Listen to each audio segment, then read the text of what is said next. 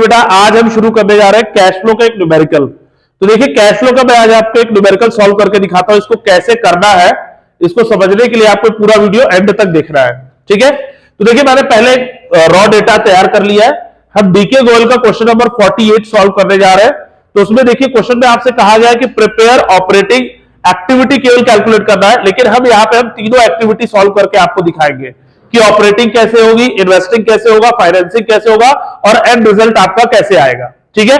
तो देखिए जब भी आप कैश फ्लो प्रिपेयर करें तो सबसे पहली चीज आप कैश फ्लो को प्रिपेयर करते वक्त ये ध्यान रखें कि आपके पास जो कैश फ्लो के मेजर हेड्स है उनको आप पहले लिख लें, तो आपके लिए सॉल्व करना इजी हो जाएगा। तो जैसे इसमें आपके पास मेजर हेड्स क्या है, सबसे पहले net profit after tax and dividend, ये आप नोट कर लीजिए। फिर उसके बाद आपने कम से कम 2 या 3 लाइन का 4 लाइन का गैप दीजिए, लिख लीजिए net profit before tax and dividend. इसके नीचे आपका क्या आता है, non cash and non operating activity. इसके नीचे भी आप कम से कम 4 लाइन का गैप दीजिए, क्योंकि इससे ज्यादा एग्जाम में एंट्रीज नहीं होती है, ठीक है। फिर आपका जो रिजल्ट आता है वो आता है operating profit before working capital changes. ये लिखने के बाद आप इसके बाद भी यहां भी कम से कम 6 लाइन का 5 लाइन का गैप दीजिए। बहुत ज्यादा 5 लाइन, इससे ज्यादा की एंट्रीज होती ही नहीं है इसके अंडर में, ठीक है, जो एग्जाम में क्वेश्चन आएगा। फिर आपका जो रिजल्ट आता है ऑपरेटिंग कैश फ्लो आएगा या यूज्ड आएगा, वो अभी हमें पता नहीं है क्या आएगा, इसलिए अभी हमने आगे लिखा नहीं है। फिर आता है आपका इन्वेस्टिंग एक्टिविटी, ठीक है। तो इन्वेस्टिंग एक्टिविटी में क्या क्या चीजें होंगी, हम उसके लिए भी गैप छोड़ देंगे कम से कम 5 से 6 लाइन का। फिर फाइनेंसिंग एक्टिविटी में कौन कौन सी एक्टिविटीज होंगी, कौन सी होगी, उसके लिए भी हमने गैप छोड़ दिया। फिर आपका जो एंड रिजल्ट होता है नेट कैश फ्लो होता है, जो कि A plus B plus C. A plus मतलब ए मतलब होता है ऑपरेटिंग कैश फ्लो, बी मतलब होता है cash flow from investing activity, C मतलब क्या है आपका cash flow from financing activity. इसके बाद आपका जब तीनों को सम करते हैं तो आपका रिजल्ट क्या आएगा ये हमें पता नहीं है, लेकिन हम उस रिजल्ट को पहले ही पता कर सकते हैं। कैसे पता कर सकते हैं, जैसे आपका आ जाएगा plus opening cash and cash equivalent. हम नेट कैश फ्लो में opening cash and cash equivalent को प्लस करते हैं, तो हमारे पास बैलेंस शीट, आप जरा अपनी बैलेंस शीट में चेक करेंगे तो आपके पास कैश एंड कैश इक्विवेलेंट दिया हुआ है, opening cash and cash equivalent 40,000 रुपए। तो 40,000 रुपए तो opening cash and cash equivalent है। वहां पे करंट इन्वेस्टमेंट भी दिया है 1,70,000 रुपए। तो जो यहां पे आप ऐड करते हैं opening cash and cash equivalent, तो इसमें करंट इन्वेस्टमेंट भी ऐड होगा। तो 40,000 रुपए तो opening cash and cash equivalent है, प्लस 1,70,000 रुपए आपका करंट इन्वेस्टमेंट भी ऐड हो गया, तो टोटल कितना हो गया 2,10,000 रुपए। उसके बाद आपका जो रिजल्ट आएगा यानी नेट कैश फ्लो और इन दोनों को सम करके जो रिजल्ट आना चाहिए closing cash and cash equivalent के इक्वल आना चाहिए। तो closing cash and cash equivalent आपको कितना दिया है, आप अपनी बैलेंस शीट में चेक करेंगे तो closing cash and cash equivalent आपको 70,000 दिया है, ठीक है। तो 70,000 तो closing cash and cash equivalent है, प्लस वहां पे आपको करंट इन्वेस्टमेंट भी करना होगा। तो करंट इन्वेस्टमेंट इसमें आपको दिया हुआ है, अगर दिया है तो ऐड करेंगे, नहीं दिया है तो ऐड करने की जरूरत नहीं है। तो जैसे यहाँ पे दिया 1,40,000 तो हम इसको ऐड कर देंगे, तो आपका कितना हो गया 2,10,000 रुपए। तो दोनों को ऐड किया 2,10,000 आ गया। तो हमें देख रहा है कि क्लोजिंग भी 2,10,000 है, ओपनिंग भी 2,10,000 है, तो इन दोनों का जो डिफरेंस आएगा वो क्या आएगा, निल आएगा, ठीक है। इन दोनों का डिफरेंस क्या आ रहा है, 0 आएगा। तो क्लोजिंग माइनस ओपनिंग करोगे तो दोनों का डिफरेंस 0 आ रहा है, इसलिए नेट कैश फ्लो आपका निल ही आएगा, 0 ही आएगा। तो हमें पहले से पता चल गया कि हमारा रिजल्ट क्या आएगा, नेट कैश फ्लो वो 0 आएगा। अब हम इसको यहां से सॉल्व कर ले, क्योंकि हमें पहले से पता है हमारा आंसर क्या है 0, बट हमें ये सारी एंट्री करनी है तभी हमें ये आंसर निकल के आएगा। ये तो क्रॉस चेक करने के लिए होता है, बेसिकली ये होता क्रॉस चेक करने के लिए आपने ये सारी एंट्री जो की है सही है या गलत है, ठीक है। तो चलिए शुरू करते हैं। तो सबसे पहले आप देखिए हम शुरू कहां से करेंगे। सबसे पहले हमारे पास देखिए आपको क्या दिया है, शेयर कैपिटल। आप जरा सबसे पहले शेयर कैपिटल देखिए, बैलेंस शीट में आपके पास शेयर कैपिटल है, प्रीवियस ईयर में 17 लाख है और करंट ईयर में 19 लाख है। तो शेयर कैपिटल किस एक्टिविटी का पार्ट है, फाइनेंसिंग एक्टिविटी का। किस एक्टिविटी का पार्ट है, फाइनेंसिंग एक्टिविटी का। तो शेयर कैपिटल आपका इंक्रीज हो रहा है कितना, 2 लाख रुपीज से। प्रीवियस ईयर में 17 लाख था, करंट ईयर में 19 लाख है, तो 2 लाख रुपीज से इंक्रीज हुआ। तो ये 2 लाख रुपए इसका इंक्रीज है, यानी आपका क्या हो रहा है, कैश इनफ्लो हो रहा है। तो कैश इनफ्लो होगा तो यहां पे क्या होगा, प्लस इशू ऑफ शेयर। कितना है आपका 2 लाख रुपीज। फिर इसके बाद आपका क्या आता है, reserve and surplus. Balance sheet में आप चेक करिए, रिजर्व एंड सरप्लस दिया है जिसके सामने नोट नंबर 1 लिखा है, लिखा नोट नंबर 1। तो जरा अपने नोट नंबर 1 पे जाइए। नंबर 1 में आपको रिजर्व एंड सरप्लस दे रखा है, प्रीवियस ईयर में 3 लाख है, करंट ईयर में 6 लाख है। यानी आपका जो ये रिजर्व एंड सरप्लस है, ये क्या होता है आपका net profit after tax and dividend होता है। क्या होता है? Net profit after tax and dividend. तो यहां पे आपका आ जाएगा net profit after tax and dividend. कैसे आएगा? करंट ईयर कितना है? 6 लाख है आपका, प्रीवियस ईयर है 3 लाख, दोनों को माइनस कर लीजिए, कितना आएगा? 3 लाख रुपीस। तो ये आ गया आपका। इसके बाद आपका नेक्स्ट आइए, लॉन्ग टर्म बोरोइंग दिया है। क्या दिया है? Long term borrowing. Long term borrowing में देखिए आपको नोट नंबर 2 लिखा है, तो नोट नंबर 2 में जाइए, चेक करिए क्या लिखा है। लॉन्ग टर्म बोरोइंग है आपका 12% लॉन्ग टर्म लोन। क्या लिखा है? 12% लॉन्ग टर्म लोन। तो 12% लॉन्ग टर्म लोन है, तो लोन देखिए आपका पहले प्रीवियस ईयर में 4 लाख रुपए का था, करंट ईयर में 5 लाख का है। तो लोन ये आपका क्या है? लॉन्ग टर्म बोरोइंग लोन है। तो किस एक्टिविटी का पार्ट होगा? ये भी फाइनेंसिंग एक्टिविटी का पार्ट है। तो पहली चीज तो लोन आपका इंक्रीज हुआ, लोन इंक्रीज हुआ इसका मतलब आपने लोन लिया है, यानी कैश का इनफ्लो हुआ है। तो प्लस क्या है? Long term loan. कितना रुपए इंक्रीज हुआ? 1 लाख रुपीस। तो 1 लाख रुपीस यहां पे ऐड हो जाएगा। अब जरा ध्यान दीजिए, इसके आगे लिखा है 12%, यानी इस लॉन्ग टर्म लोन पे 12% का इंटरेस्ट भी लगेगा। ठीक है? अब 12% का इंटरेस्ट किस डेट से लगेगा ये हमको देखना है, तो एडजस्टमेंट में चेक करिए। अगर एडजस्टमेंट में कोई डेट नहीं दी है तो आप सीधा प्रीवियस ईयर का जो अमाउंट है उस पर इंटरेस्ट निकाल लेंगे। लेकिन इस क्वेश्चन में देखिए आपको डेट दी हुई है। क्या डेट दी है? वर issued 12% debenture were issued on 1 अप्रैल 2017। किस डेट पे आपका इशू हुआ है? 12% डिवेंचर आपका जो इशू हुआ है वो 1 अप्रैल 2017 को इशू हुआ है। तो 1 अप्रैल 2017 को इशू हुआ है। तो 1 अप्रैल 2017 कौन सा ईयर है आपका? बिगिनिंग है, मतलब ईयर की स्टार्टिंग डेट है। 1 अप्रैल 2017 से आपका करंट ईयर शुरू हो रहा था, तो देखा जाए तो बिगिनिंग की डेट है। तो बिगिनिंग की जब डेट दी होती है तो हम किस पे निकालते हैं? करंट ईयर के अमाउंट पे निकालते हैं। किस पे निकालते हैं? करंट ईयर के अमाउंट पे। तो यहां पे आपकी बिगिनिंग की डेट दी है तो किस पे निकालेंगे? करंट ईयर के अमाउंट पे इंटरेस्ट निकालेंगे। और अगर यही डेट आपकी 31 मार्च 2018 दी होती तो आप किस पे निकालते? प्रीवियस ईयर पे। किस पे निकालते हैं? प्रीवियस ईयर पे। समझ में आ रहा है कि नहीं मेरी बात? यहां पे क्लियर है सभी को? अगर 31 मार्च 2018 डेट दी होती तो किस पे निकालते? प्रीवियस ईयर पे। लेकिन 1 अप्रैल 2017 दी है, बिगिनिंग की डेट दी है, तो आप किस पे निकालोगे? करंट ईयर पे निकालोगे। तो करंट ईयर का आपका अमाउंट कितना दिया है? करंट ईयर का आपका अमाउंट है लॉन्ग टर्म बोरोइंग का 5 लाख रुपए। 5 लाख है ना? तो 5 लाख का 12% निकालिए, कितना आएगा पूरे साल का? 60,000 रुपए आएगा। तो 60,000 रुपए आपका पहली चीज तो इंटरेस्ट दे रहे, तो हमारे पास से कैश आउटफ्लो हो रहा है। तो आउटफ्लो हो रहा है तो फाइनेंसिंग एक्टिविटी में क्या होगा? माइनस इंटरेस्ट और डिवेंचर। कितना रुपए है? 60,000। फिर अब आपका यही जो 60,000 है ये आपका नॉन ऑपरेटिंग एक्टिविटी भी है। कैसी एक्टिविटी है? Non operating activity. कैसी एक्टिविटी है? Non operating activity. और नॉन ऑपरेटिंग एक्टिविटी कहां आता है? आपका यहां पे आता है, लिखा नहीं है? नॉन कैश है, नॉन ऑपरेटिंग एक्टिविटी। तो यहां पे आप क्या करेंगे? प्लस इंटरेस्ट और डिवेंचर। कितना रुपए है आपका? 60,000 रुपए। इसके बाद अब आते हैं, फोन किसका भाई? बंद नहीं कर पा रहे और फोन लेके भाई घर चला जा।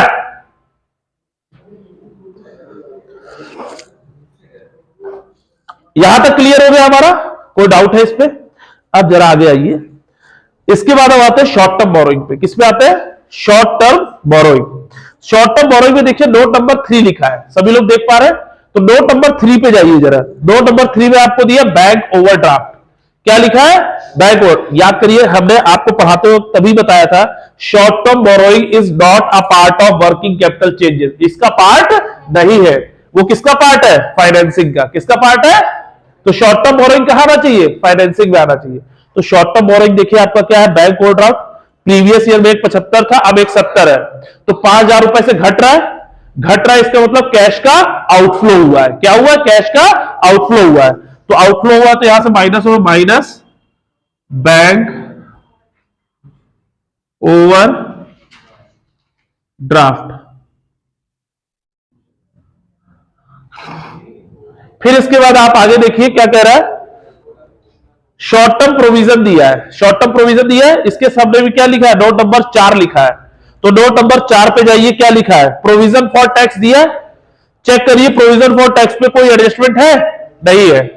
तो कोई एडजस्टमेंट नहीं है, तो इसमें हमें सिंपल सा करना है, जो करंट ईयर का प्रोविजन फॉर टैक्स है वो यहां आता है, आफ्टर टैक्स एंड डिविडेंड में आता है, और जो प्रीवियस ईयर का है वो माइनस टैक्स पेड कहलाता है। क्या कहलाता है, माइनस टैक्स पेड कहलाता है। इतना ही तो करना है हमें।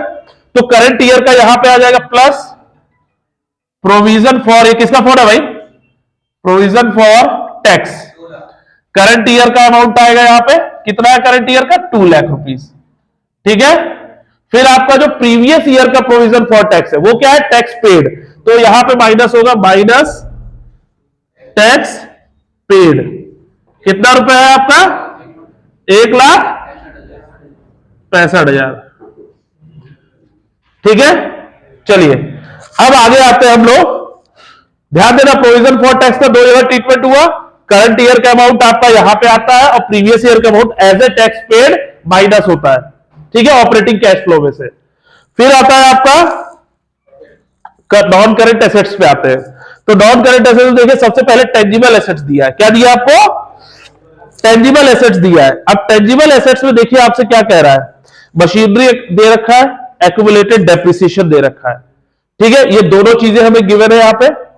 अब जरा ध्यान दीजिए, आपके पास यहां पे मशीनरी क्या रखा है, during the year a piece of machinery costing ₹80,000 on which accumulated depreciation was ₹40,000 was sold at a gain of ₹10,000। तो यहां पे इसने ये नहीं हमें कहीं भी दिया कि ड्यूरिंग द ईयर डेप्रिसिएशन कितना है।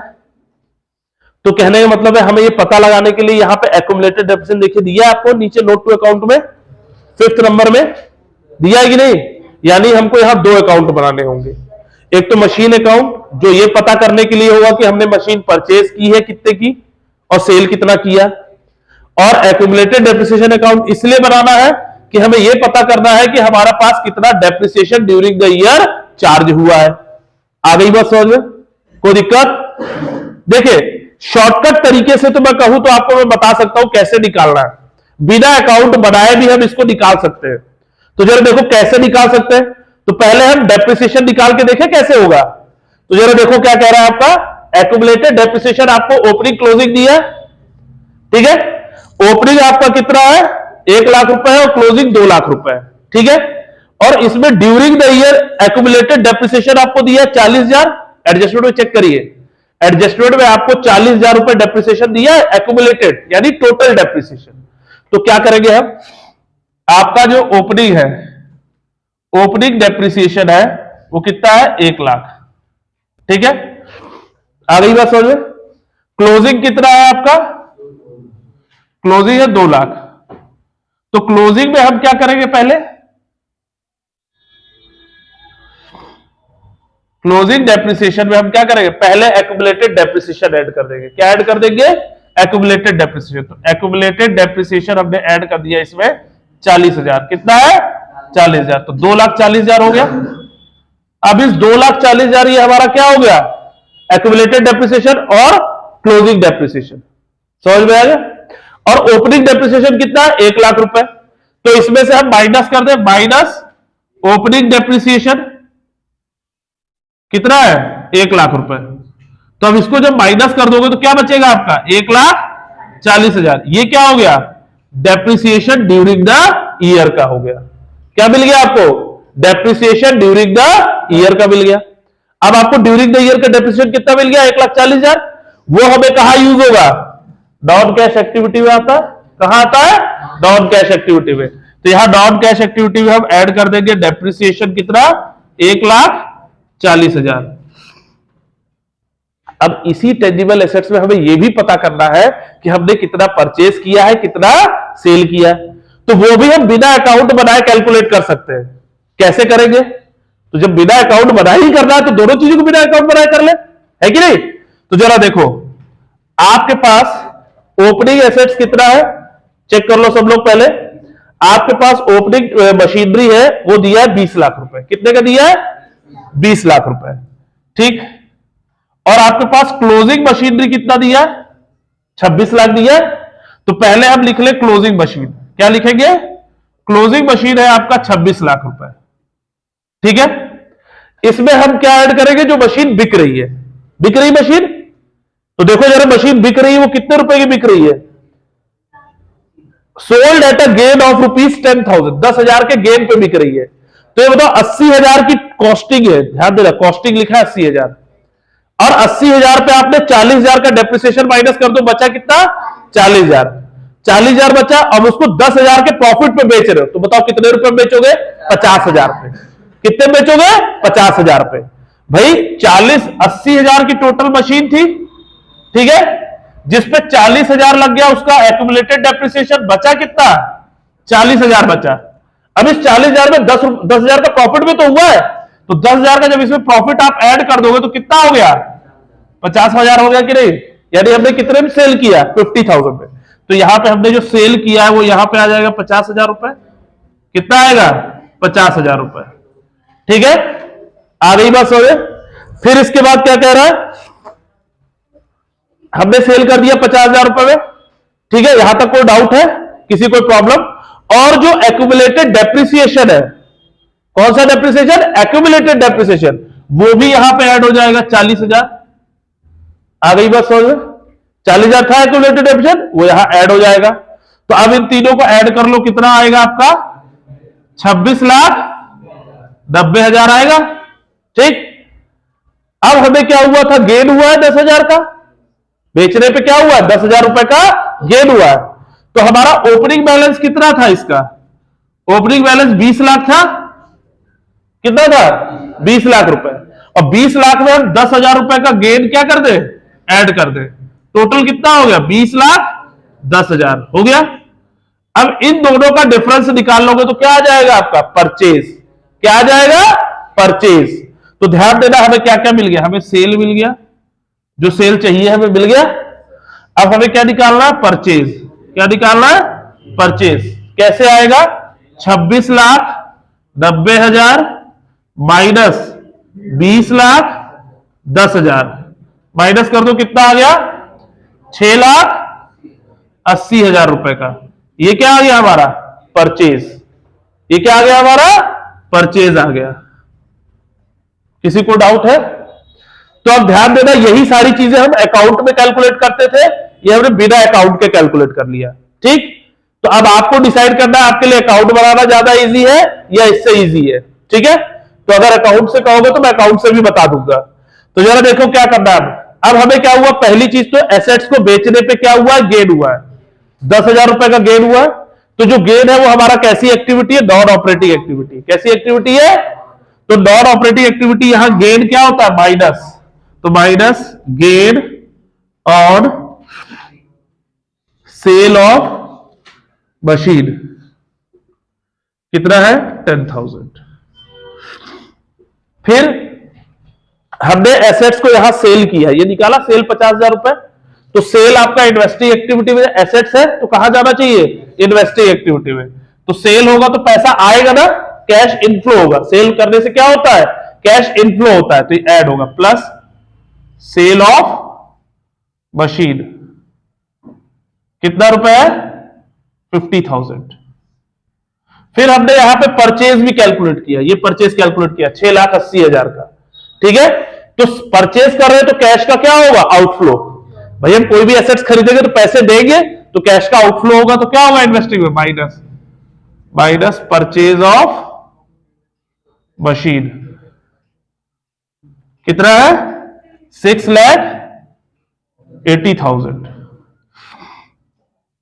इसके बाद हम आते हैं, ये हमारा जो एसेट्स अकाउंट जो हमने बनाना था वो हमारा कंप्लीट हो गया। टेंजिबल एसेट्स, उससे रिलेटेड अब कोई एंट्री बची रही है। डेप्रिसिएशन था वो हम शो कर चुके हैं, ठीक है। सेल परचेज हम शो कर चुके हैं, उस पर होने वाला गेन हम शो कर चुके हैं, ठीक। अब आते हैं हम लोग, इसके बाद क्या लिखा है? Intangible assets. क्या लिखा है? इनटेंजिबल। टेंजिबल एसेट्स के बाद कौन सा एसेट्स है बैलेंस शीट में? Intangible assets. इनटेंजिबल एसेट्स आपका क्या होता है? इनटेंजिबल एसेट्स आपका, देखिए लिखा है ना 6 नंबर लिखा है उसके सामने, तो 6 नंबर लिखा है, नीचे जाइए 6th एडजस्टमेंट में गुडविल लिखा है।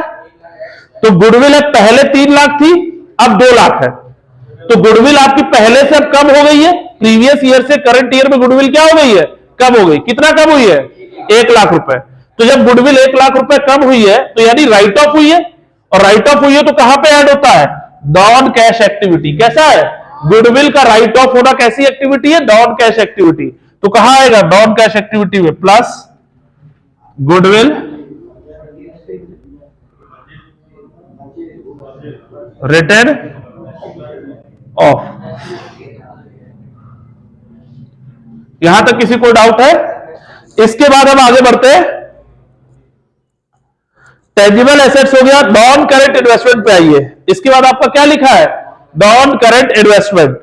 प्रीवियस ईयर में 2 लाख था, करंट ईयर में 3 लाख है, तो आपका इन्वेस्टमेंट इंक्रीज हो रहा है। इन्वेस्टमेंट इंक्रीज हुआ, इसका मतलब आपने इन्वेस्टमेंट को क्या किया, परचेज किया है। क्या किया है, परचेज। भाई पहले 2 लाख का इन्वेस्टमेंट था, अब 3 लाख का है, यानी 1,00,000 रुपए का इन्वेस्टमेंट आपने खरीदा है तो परचेज किया, इसका मतलब क्या है, कैश का आउटफ्लो हुआ है। तो इन्वेस्टमेंट कौन सी एक्टिविटी में जाना चाहिए था, कौन सी एक्टिविटी में, इन्वेस्टिंग में जाएगा। तो क्या होगा, minus purchase of investment. Investment कितना होगा, 1,00,000 रुपीज। चलिए आगे बढ़ते हैं। इसके बाद आपका अब आता है करंट इन्वेस्टमेंट। हम यहां डालते नहीं कहीं भी, इन तीनों एक्टिविटी में कहीं नहीं आता करंट इन्वेस्टमेंट, वो आता है कैश एंड कैश इक्विवेलेंट में, हम रिकॉर्ड कर चुके हैं। फिर आता है इन्वेंट्री। इन्वेंट्री पहले आपका 1,30,000 था, अब कितना है, 2,60,000 है। कितना है, 2,60,000। तो कितना इंक्रीज हो गया, 1,30,000 रुपए। आपका इन्वेंट्री 1,30,000 से, कोई भी करंट एसेट्स अगर इंक्रीज होता है तो क्या होगा, माइनस। ठीक है, और कौन से में आता है, operating profit before working capital changes में आएगा। तो यहां आएगा माइनस इन्वेंट्रीज। कितना रुपए है, 1,30,000 माइनस का। ठीक है, यहां तक कोई डाउट? अब हमारे पास इसके बाद बचा है कैश एंड कैश इक्विवेलेंट, वो हम ऑलरेडी रिकॉर्ड कर चुके हैं। लगभग कोई एंट्री बची है अब यहां पे, तो आप जरा देख सकते हैं अपनी बुक में, कोई भी एंट्री आई थी कि अब बची नहीं है, सारी एंट्री हम रिकॉर्ड कर चुके हैं। तो हमारा कैश फ्लो कंप्लीट। अब हमें केवल रिजल्ट निकालना है। क्या निकालना है, रिजल्ट। तो जरा इसको टोटल करेंगे, 2 + 3 कितना होता है, 5 लाख रुपए, 5 लाख रुपीज। ठीक है, अब इसको हम सॉल्व करेंगे तो 5 लाख, तो पहली चीज तो हम इसमें देखो 1,60,000 में से 10,000 माइनस करते 50,000 बचा, तो 50,000 प्लस ये 40, 1,40,000, 1,90,000, 1,90,000 प्लस 2,90,000, 7,90,000 आएगा। कितना आएगा, 7,90,000। अब इसमें से हम क्या करेंगे, माइनस 1,30,000। क्या करेंगे, 1,90,000, 30,000 आप माइनस कर दीजिए, कितना आ गया, 6,60,000। ये आ गया आपका। तो ये क्या, ऑपरेटिंग कैश फ्लो आएगा। क्या आएगा, फ्लो बिफोर टैक्स। क्या आएगा, बिफोर टैक्स। अब इसमें से minus tax paid, tax paid है 1,65,000, तो 1,65,000 आप माइनस कर दीजिए, तो आपका कितना आएगा, 4,95,000। ठीक है, ये क्या हो गया, operating cash flow. Operating cash flow, ये हमारा ए हो गया। इसको हम यहां आउटर कॉलम में डाल देंगे, 4,95,000। ये प्लस में है। अब आते हैं हम लोग, ये क्या आएगा, कैश। इसको कैलकुलेट करिए, 7,80,000 माइनस 50,000, 7,30,000, वो भी माइनस का। कैसा आएगा, माइनस का आएगा। माइनस का मतलब क्या हुआ, cash used. Cash used in investing activity 7,30,000। तो ये आउटर कॉलम में हम डाल देंगे 7,30,000। ठीक है, इसको हमने नाम दिया बी। फिर आता है आपका फाइनेंसिंग एक्टिविटी। अब जरा हम इसे कैलकुलेट करेंगे, तो 1,00,000 में 60,000 माइनस किया तो बचा 40,000, 40 में 5 माइनस करेंगे बचेगा 35,000, और इसमें 2 लाख में प्लस कर देंगे 2,35,000। ठीक है, तो ये क्या हो गया आपका, cash flow from financing activity 2,35,000, ये प्लस में है कि नहीं? तो जरा ध्यान देना, आपका ये प्लस में है, ये प्लस में है और ये माइनस में है, तो इसको और इसको प्लस करो, कितना हो रहा है? इन दोनों को आप प्लस करोगे तो 2,35,000 प्लस 4,95,000 आपका आएगा 7,30,000, और ये 7,30,000 माइनस में है, तो दोनों को माइनस करोगे तो जीरो क्या आएगा? रिजल्ट जीरो आएगा। करेक्ट है आपका? ये बाकी की हम कहानी कर चुके हैं, तो हमारा कैश फ्लो पूरा कंप्लीट हो गया। किसी को डाउट है? अगर कोई डाउट हो तो कमेंट बॉक्स में आप जरूर बताएं।